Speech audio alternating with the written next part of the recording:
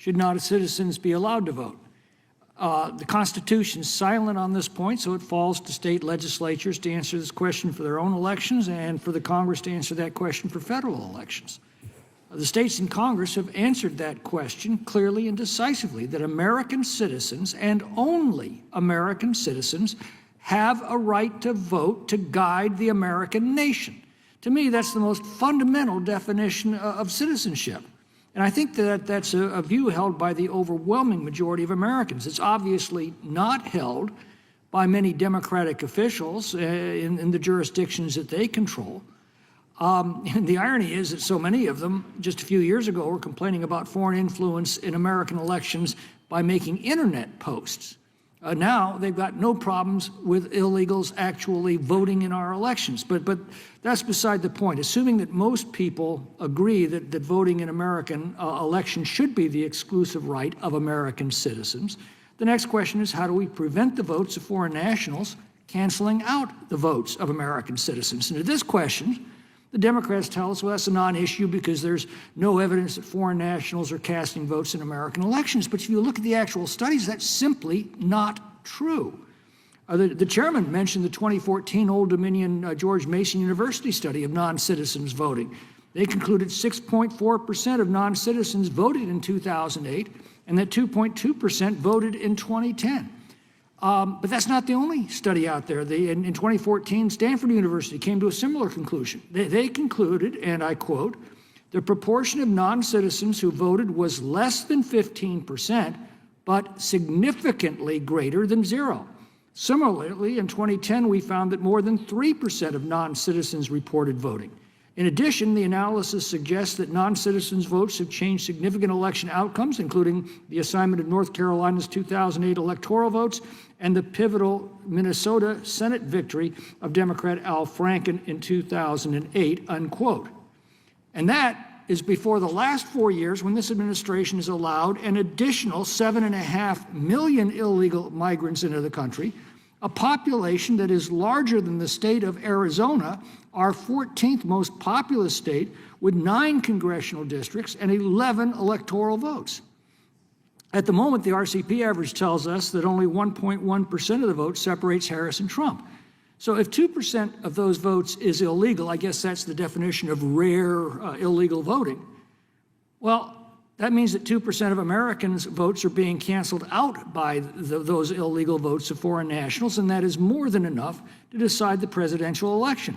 And even if this was not happening, the mere perception of it's enough to destroy public confidence that the vote will accurately reflect the will of the American people. Now, Secretary Byrd, isn't it true that many states have done surveys of their voter rolls and found thousands of foreign nationals on them, and that many of them have a history of voting? That is correct, Congressman.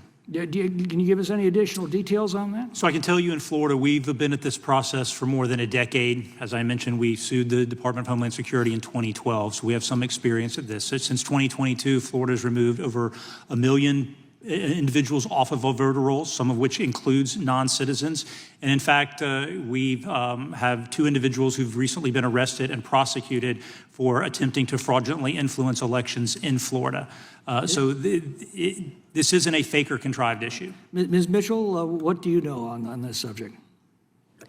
Well, I included in my written testimony some examples of exactly how problematic it is and how many, I'll give you a couple of examples. The Public Interest Legal Foundation sued the Commonwealth of Pennsylvania in 2018 to obtain the records regarding non-citizens being added to the voter rolls in Pennsylvania. And the Department of Transportation admitted that there was a, quote, glitch in the system that added 100,000 aliens to the Pennsylvania voter rolls. That that litigation is still ongoing because of efforts by the Department of State in Pennsylvania to not answer the questions. But the Democrats have just told us, don't worry about that, that the penalties are so great that no one would dare to illegally vote. But it's already a federal crime to cross the border without permission to begin with. It's a felony to do so repeatedly.